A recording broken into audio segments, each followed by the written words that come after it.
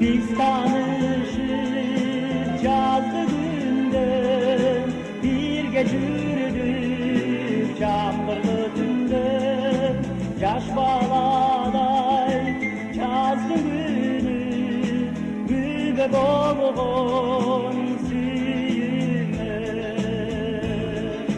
Mına bugün yazcam bir terezemdi çelpilep, ümit menen gütüm seni, yazı süyüm gelirdi.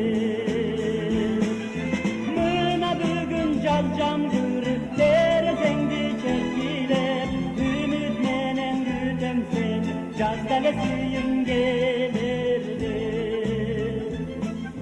Hoştoşkon gün aliyesinde, candır köpün severim. Candır menen hoş oyladın, bütün cazıda gelimdi.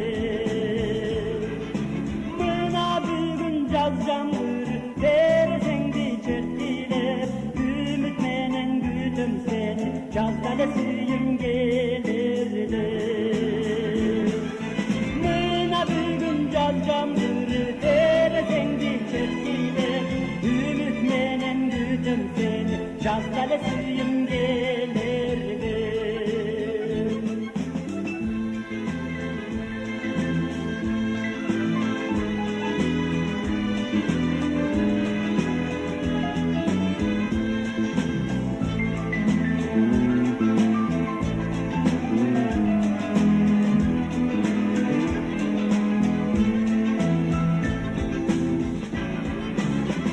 Bugün yazcam